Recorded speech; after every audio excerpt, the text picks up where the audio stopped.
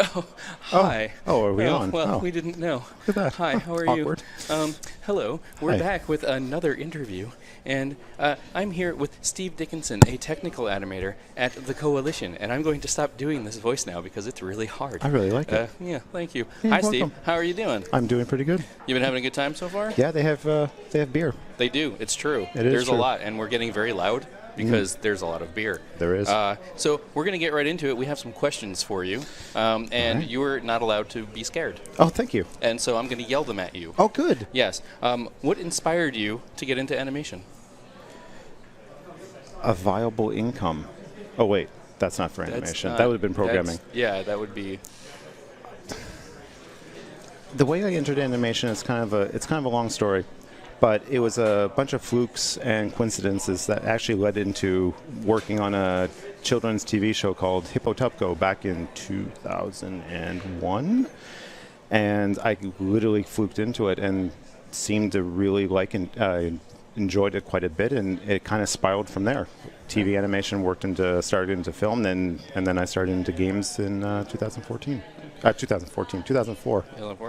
So, was there anything that spurred you to go from TV to games?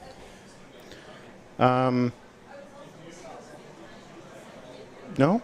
I mean, income. Just kind of happened. Yeah. That was the job. I worked I went from TV to film, and then I was looking for work.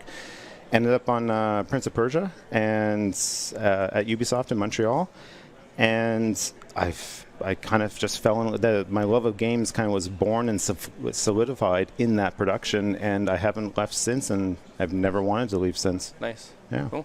It worked out pretty good. Awesome. What do you hope to accomplish with your animation work, your tech animation work? Maybe a deep down silly goal is that most of the time my goal is to make.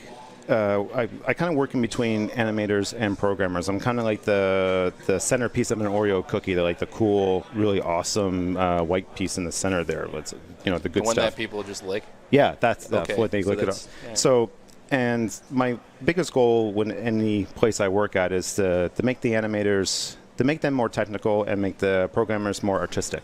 Okay. And to kind of share the role, split the role a little bit more, where animators are taking more control over their animation content and programmers are giving up more control of their programming content, for lack of a better term.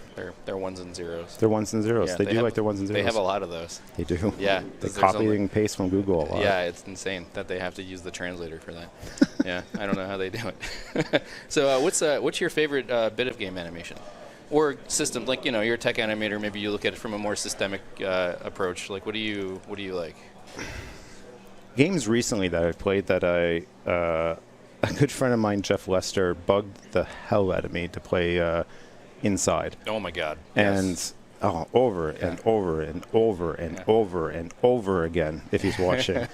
And finally at his house over Christmas, he made me play it. Not that I didn't want to play it. It's just I just didn't have a chance to. And he booted up on his computer and I was playing it. I was like, holy You can curse. shit, this Yeah. is amazing. The little guy running away from the dog and everything, as the dog gets closer, he starts running harder and he's further away, and it's just everything. I was blown away, literally blown away. Other games, Child of Light. Child of Light was beautiful. Yeah, that is a gorgeous game. It's unbelievable, actually, that game.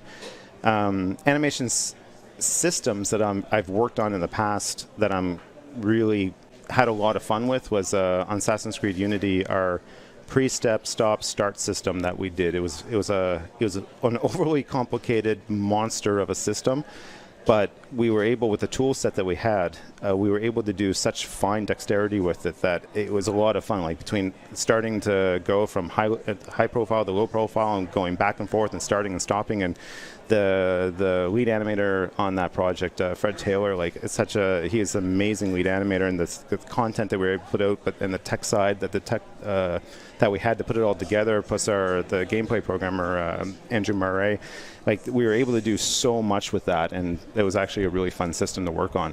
Awesome. I swear about that a lot. You can swear. Just randomly? Yeah. Well, I mean, they kind of discourage Tourette's style, just going for it, but. You can drop the F-bomb. I've dropped a few. I'm surprised they haven't actually kicked me off yet. Oh, my mom might be watching. Yeah, I mean, my mom, yeah. I don't want your mom to see me curse either. So, and we just met, by the way. Yes, literally. And yeah, he might punch me by the end of this. I'm not sure. So yeah, like, now you mentioned a talk earlier. Are you giving? I'm giving a talk tomorrow at 11 o'clock. 11 o'clock. Yeah, I'm kind of nervous about it. You are? Yeah. Do you want to? All right. All right. Cool. Well, what's the title of the talk? The title is what is the title? Motion Warping Gears of War 4: Doing More with Less. Nice. 11 o'clock tomorrow. 11 o'clock tomorrow. If you guys are going to that other conference over there, you should check it out. We'll probably be there. I mean, he'll be there. I'll be there. I'll probably be there. I might be hungover. Yeah. Well, it's all right. It might make it easier. And it sounds like they are ready to go. And so we're gonna hand it over to them. Steve, thank you very much for joining and talking and humoring me. Yeah. And we're going to send it over to the animation programming panel. There's a lot of people on there. I'm not going to go through all of their names because I can just see the backs of their heads. And lots of handsome gentlemen. they are very handsome. Very handsome. Yeah. Yeah. All right. And